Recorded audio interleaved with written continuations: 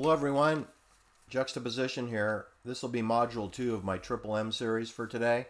Module 1 was the ridiculous utterances from Jane Fraser, who's the new CEO. Let me correct that. Fake CEO of Citigroup of Manhattan, New York. And she uttered those nutty words about cryptocurrency perhaps needing more controls. Yeah, right. Like Citigroup isn't, out of the gate without any reins. I mean, come on. They're completely out of control. There's no adult supervision going on in her office. So knock it off with your McKinsey, Harvard University MBA, smug poppycock. Nobody is buying the Jane Fraser applied linguistics, right? Move over, Noam Chomsky. We got a new liar, liar, pants on fire delivery system known as Jane Fraser. Not from the United States. We bring them in now from British Intel, St. Andrews, Scotland, where William Egan Colby was trained in Jedburgh training. 3-man teams using the bayonet. Right. William Colby, future director of CIA, was taught in Scotland how to murder people with a bayonet. Yeah, and when he was in charge of Operation Phoenix in Vietnam, Abigail Folger, who was a private banker, who went to Harvard University and Radcliffe, she was murdered by an M7 bayonet, the same kind used at the My Lai massacre. I said Abigail Folger, whose mother was the premier private banker in the city of San Francisco, Diane Feinstein's hometown. It's run by Abigail Folger's mother, who was murdered by an M7 bayonet. Does anyone see the gallows humor and irony here? I hope you do, Jane Asher. Yeah, before Jane Fraser, we had Jane Asher, who was the control agent, very young lady living with Paul McCartney in her parents' home, sleeping in her bed. Not too different than the Natalie Wood, Robert Wagner situation at 7708 Woodrow Wilson Drive. We had a Paul McCartney, Jane Asher situation in London. near Piccadilly Circus, and then Jane moves out when Paul gets access to number 7, Cavendish Avenue or Cavendish Street, St. John Wood, and then Jane Asher moves in with him there until she's replaced by a little Jewish girl out of New York, I believe Manhattan, New York, little Francine Schwartz, torpedoed the Jane Asher situation. Then was quickly replaced by another Jewish girl, Linda Epstein, that everyone thinks her name is Eastman, right? And that was before Jane Fraser was born. She was born in 1967. And all this shenanigans I just described was going down in 1962 through 1968. So it's possible Jane Fraser, CEO of Citigroup and partner at McKinsey, a clandestine services fake consulting company. It's possible that, Jane Fraser was in diapers when Paul McCartney was with Jane Asher in London, central London, where Judy Garland was murdered in this exact same way that Marilyn Monroe was murdered, in the exact same way that Inger Stevens was murdered, in a very similar way that Jean Harlow was murdered, right? Acute barbiturate poisoning. And this is where Roberto Calfi was murdered in 1982, the elite senior private banker of the world, above the CEO of Citigroup, higher status, propaganda due banker, Holy See, Roman Catholic Church banker, Bank of Vatican banker, Franklin National Bank of Long Island banker, above Michele Sedona, who was also murdered in 1986 by a cup of cyanide-laced cappuccino in an all-women's prison where Michele Sedona was the only man. And yet he's murdered by women in a women's prison with the courtesy of the cyanide-laced cup of cappuccino. And he was from Messina, University of Messina, Jesuit-educated, Sicily. Michele Sedona. And he joins his partner, who was the same age as him, Roberta Calfi, who was murdered 4 years earlier at age 62. Michele Sedona followed at age 66. And then we had Abigail Folger, who attended Radcliffe Harvard and then Harvard University for a master's degree, just like Jane Fraser did. She went to Harvard University in Cambridge, Massachusetts to get a master's degree in business, an MBA from Harvard, sort of like Jeff Skilling did before he wrecked, Enron, well, along with General Electric, because they were partners. GE brings good things to life. They brought Ronald Reagan to life. They really lit up Enron before they shut it down in the exact same way that Sequoia Capital did with FTX, right? It's called cradle to grave operation. Enron is a lot like FTX. FTX, run by Doug Leone, who went to Columbia University and MIT, where Sam Bankman-Fried went to MIT, whose aunt is a dean of public health over at Columbia, where Doug Leone went to school. Doug Leone from the Bronx, Mount Vernon. And he's worth $6 billion. What does he know? Well, he apparently doesn't know anything about FTX. And he was there when they mailed over $213 million of love to the Sam Bankman-Fried FTX operation, which includes Stanford University's alumnus, Caroline Ellison. Right? The Susan Atkins lookalike. I noticed they did the hairstyle for Sam Bankman exactly the same as they did for the Charlie Manson for the murder trial. Because, if you are in state prison, people, you got to have a crew cut, right? They don't allow you to have a beard and that frizzed out hair like you see in those Charlie Manson fake pictures. I mean, he was an actor for clandestine services. That was what Charlie Scott Manson's real job was. He was an insider in the state prison as part of the clandestine services psych ops to keep you faked out of who killed Sharon Tate and Abigail Folger, which would have been NATO soldiers using the M7 bayonet, right? So anyway, it's a cautionary tale for people that are in banking like Jane Fraser is, because if you don't come into the office anymore, I know she's only 55 now, so she got maybe a few more years left. I mean, maybe she only has 12 years left. I mean, maybe she only has 7 years left. It depends on if she follows the Roberto Calfi path, who died at age 62, which is 7 years older than Jane Fraser is, or if she follows the Michele Sindona Sicilian Jesuit path, which ended up to be 66 years old, which would be 11 years for Jane Fraser. I don't know, but I do know that Abigail Folger went at age 25. So you might say that Jane Fraser is 30 years beyond her shelf life. I don't know. All right, so going to get on to the subject of back to my favorite city by the bay, San Francisco, a CIA colony in a CIA state known as Alta California, stolen from the native people of the Ohlone tribe and the Miwoks, which George Lucas went on to rename the Ewoks. The Ewoks, there's no Ewok tribe on Skywalker Ranch. There were the Miwoks down the hill. There's even a city park in Novato in Marin County dedicated to the Miwok tribe. It's a fairly nice park. It's very small. It's not 4,700 acres like the George Lucas Land Trust Foundation is for the Ewok tribe, known as the Skywalker Ranch, mocking our native people. Even built a lake, a fake lake, called Ewok Lake. But there is no Ewoks. There's Miwoks, but there's no Ewoks. So you got, revisionary history going on in Marin County, with George Lucas, who was present to videotape the murder of Meredith Hunter at the Altamont Raceway, which is on Department of Energy property, in case you didn't know. That's a homicide that's on Department of Energy Lawrence Livermore Weapons Laboratory property. That's where the raceway is. It's right there. They got a wind farm.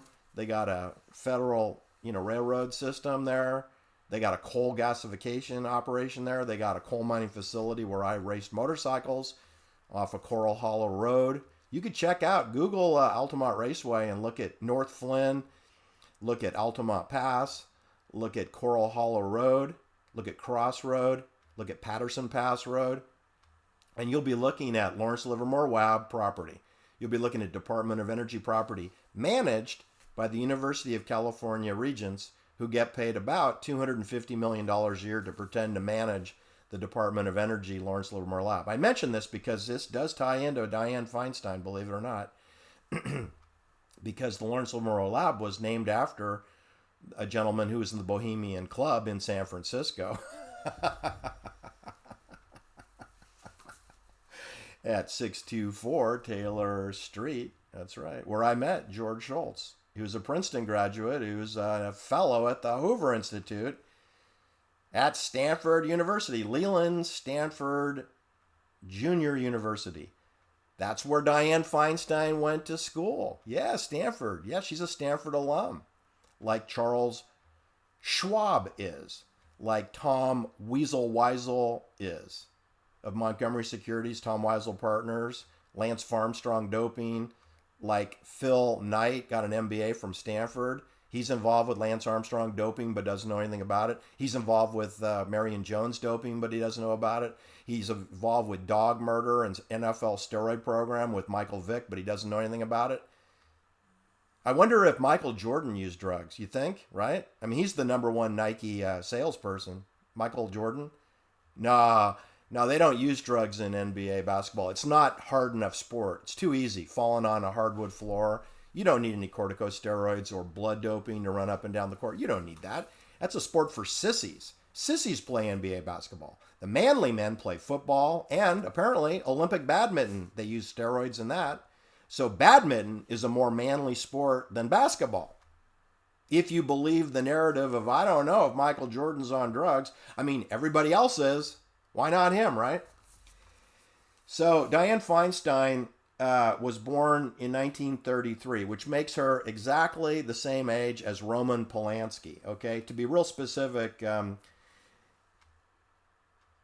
Feinstein was born in San Francisco on June 22nd, 1933. Roman Polanski, a Polish Jew who was born near Auschwitz concentration camp, which hadn't been built yet, but was in construction, he was born on August 18th, 1933.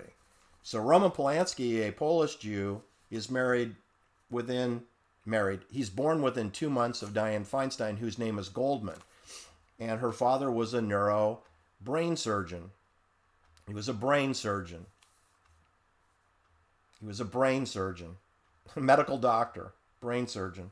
I'm going to get back to that in a second.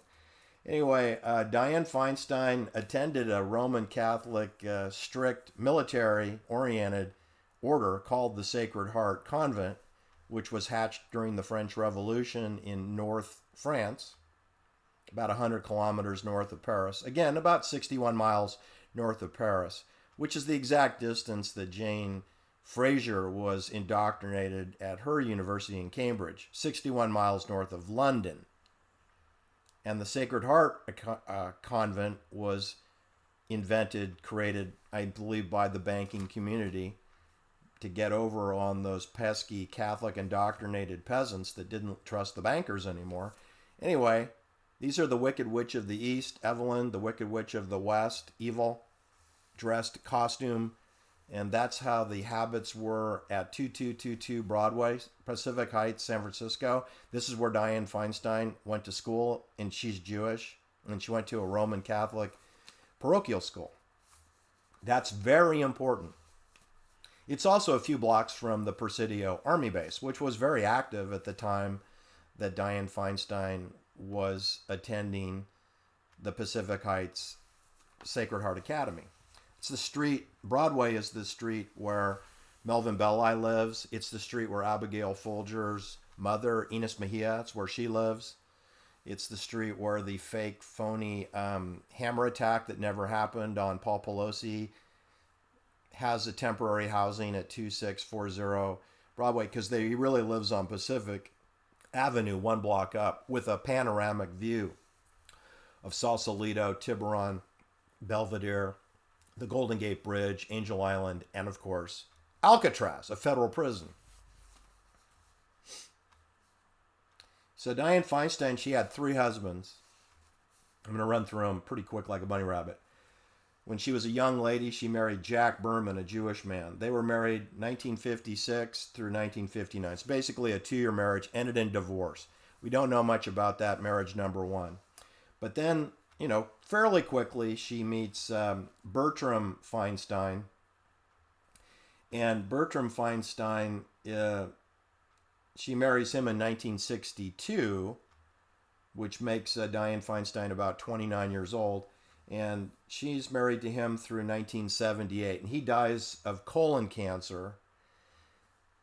And then we have the Jim Jones Jonestown situation where we have 900 plus people drinking the Flavor Aid and or being bayoneted by an M7 or shot with an M16 rifle in a CIA compound on Union Carbide property. Union Carbide has a big facility down by Torrance, Long Beach area, where Sharon Tate's father he was trained, and Lena LaBianca were trained at Fort MacArthur, San Pedro. That's next to the Union Carbide chemical factory, and they had property in French Guiana where Jonestown was established. And that happened just before Thanksgiving on November 18th, 1978. And Diane Feinstein just happened to be the president of the San Francisco Board of Supervisors. Now, let me just dumb that down for you. She was head of the city council. She was the senior person that was considered the head of the city council. That made her first in line in case anything should happen to the mayor. And then after we got through the Jonestowns, first we got through the Bertrand Feinstein death from cancer. Then we had the Jim Jones, who Diane Feinstein personally knew Jim Jones and had worked with Jim Jones for many years in San Francisco, right? And you can bet that Abigail Folger's mother knew Jim Jones too, because she's senior above Diane Feinstein, and she's above Timothy Leary, and she's above Sharon Tate's father, Colonel Paul Tate in Army Intelligence. And she lives on Broadway in Pacific Heights, which is a CIA concentration residential housing facility next to the Presidio Army Base, up the hill from Fort Mason, where Ronald Reagan was part of the Army Air Patrol. All right, so anyway, getting back to Diane Feinstein, as soon as we get past the Jim Jones thing and we're into Thanksgiving, as soon as we get past Thanksgiving, we go back to work, we have George Moscone and Harvey Milk, both CIA controlled. George Moscone, the CIA mayor who took over from Joe Alioto, the CIA mayor who preceded him. Joe Alioto was in charge when we had the HAP CIA project, Haight Ashbury project, when we had the CIA-sponsored Operation Midnight Climax. Joe Alioto was mayor. When we had the CIA-sponsored Operation ARP, Amphetamines Research Project in Haight Ashbury, and University of California, San Francisco, and probably University of San Francisco Jesuits, right there in that neighborhood between Parnassus Avenue and Haight Street and the campus for University of California in Lone Mountain, we had the Amphetamines Research Project, which was supervised by Enos Mejia, who's Abigail Folger's mother, in a private banking capacity, working closely with Timothy Leary, the LSD maven, working closely with Paul Tate, Colonel Paul Tate of the United States Military Intelligence, Sharon Tate's father, working closely with Hunter S. Thompson, a young gonzo journalist for CIA, working with Ken Kesey, a social engineering psychology nutcase that did films, One Flew Over the Cuckoo's Nest, with Michael Douglas and Jack Nicholson. Remember A Few Good Men? We follow orders or people die, Jack Nicholson. That's maritime law. That's Navy intelligence law. That's the law of Cuba. That's the law of the United States, which is not united, nor are there any states' rights. It's centralized authority, which is bank authority. We have the provinces of a bank, which are going to be quickly renamed, people, like the Hunger Games. Hollywood has told you, districts. They're already doing it in Australia, which is a prison colony. Australia is a prison colony. Canada is a prison colony. If you hear about your county or your state being renamed a district, you are now entering the Hunger Games by Jennifer Lawrence. You know, Roman circuses, and people do get sacrificed at the Hunger Games.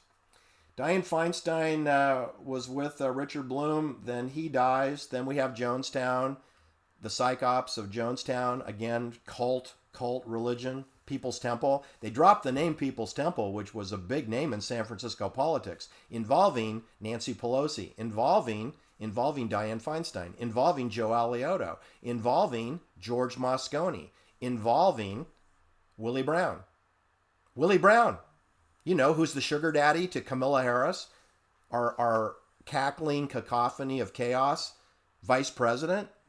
Yeah, she was a sugar baby to Willie Brown, who promoted Jim Jones. Do you not find that disturbing? That the vice president of the United States of America was a sugar baby to Willie Brown, who's a personal friend of Jim Jones, who's working with Dianne Feinstein in CIA San Francisco? I mean, the whole thing is like in your face.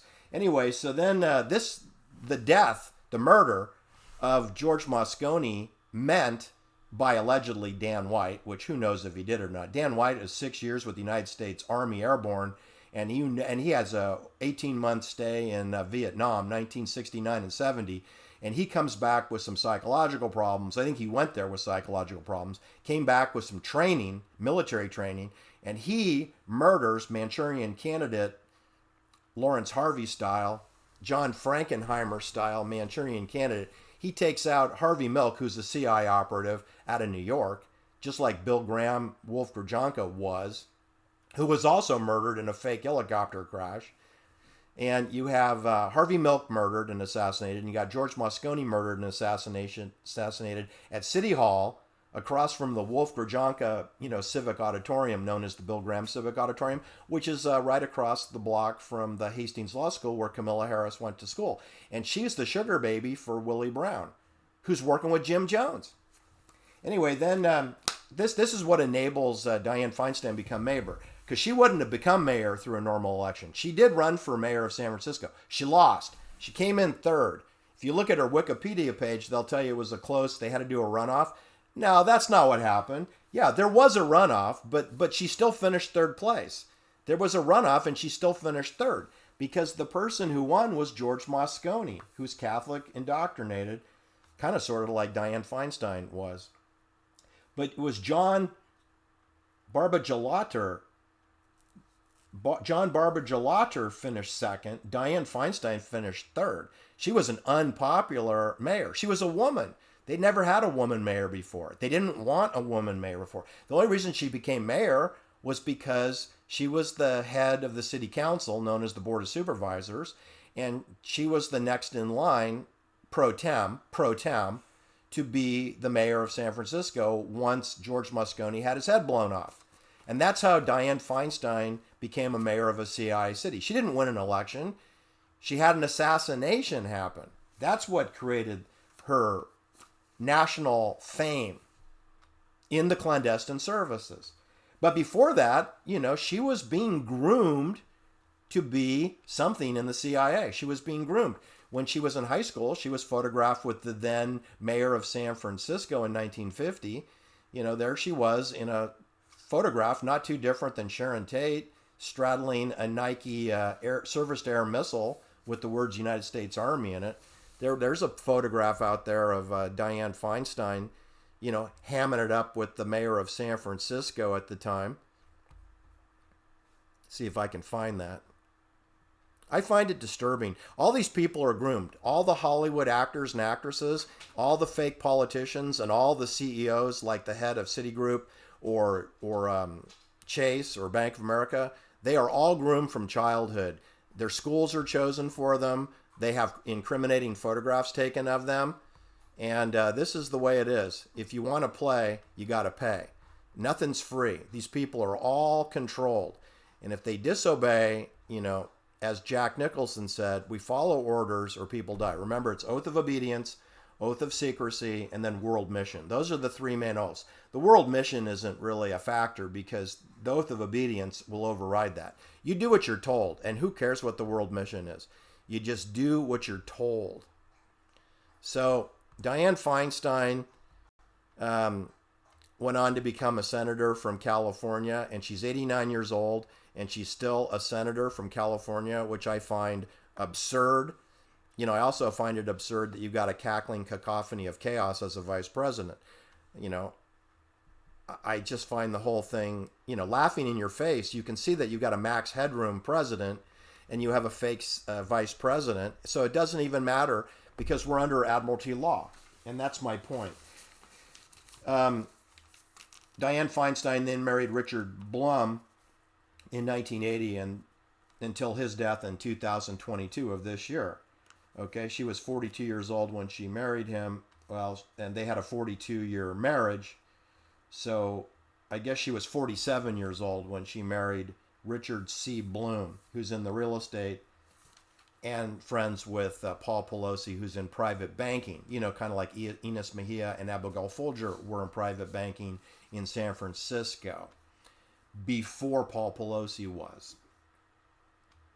So I wonder who took over their jobs, right? All right, so that's it for today on Diane Feinstein. She's another Stanford alumni. Don't forget that Elizabeth Holmes went to Stanford, Tiger Woods went to Stanford, John McEnroe went to Stanford, John Elway went to Stanford. Don't forget that Scott McNeely of Sun Microsystems went to Stanford, and that he rolled up eventually into Oracle, which was financed by Sequoia Capital, which is the sales corporation of a CIA database known as Oracle. The database is called Oracle. It was made and manufactured by Ampex Corporation of Redwood City, which just so happens to be where the sales headquarters is for Oracle, the Larry Ellison college dropout company. You got Steve Jobs, college dropout, Larry Ellison, college dropout, Bill Gates, college dropout of Harvard, and they're the most important people on television. And then you have Harvard and Stanford people who did graduate that are sort of in the shadows. Do you notice that? You've got bankers in the shadows, and you got scapegoats. I guess in case anything goes wrong, you blame Larry Ellison, because Larry Ellison looks a lot like Charlie Manson to me. He looks a lot like Sam Bankman-Fried to me. So I mean, Larry Ellison better hope somebody doesn't blow the whistle on that CIA Oracle database, right? Otherwise, they'll throw Larry Ellison will go away like by a paddleboarding accident, do you think, off of Maui, or a shark attack. If you don't believe me, you could ask the relatives of Michele Sindona, or the relatives of Roberto Calfi, or the relatives of, who's a good example? William Colby. I mean, he was done away with at age 76. So you're never too old to get whacked. You could be whacked at age 20, like Art Linklatter's daughter, Diane Linklater, was murdered at age 20. You could be age 6, like John Benet Ramsey was murdered at age 6. I think that's my record for young. Kevin Collins was kidnapped from the Haight Ashbury zip code at age 10, and he's never been seen again. And then you've got Emanuelle Orlandi was kidnapped. She was a resident of the Vatican City, and she was kidnapped outside the gates of the Vatican City at age 15, and she was never seen or heard from again. So there's a young 15-year-old girl going to her flute lesson who was kidnapped and disappeared, like Kevin Collins, like John Benet Ramsey, whose father worked for Lockheed in the CIA graphics business, Access Graphics, and he was an executive vice president for Lockheed. So you should also know that Michele Sindona was known as the Shark. And he's an elite banker, and he's called the Shark. Anyway, I don't know if Jane Fraser is paying attention. I doubt it. I doubt she's paying attention. She sure should, because I'm just telling you, it's a very dangerous job to be an elite banker. They go bye-bye quite a bit. Kind of like Hollywood actors do. Take care now. Have a great day. Bye-bye.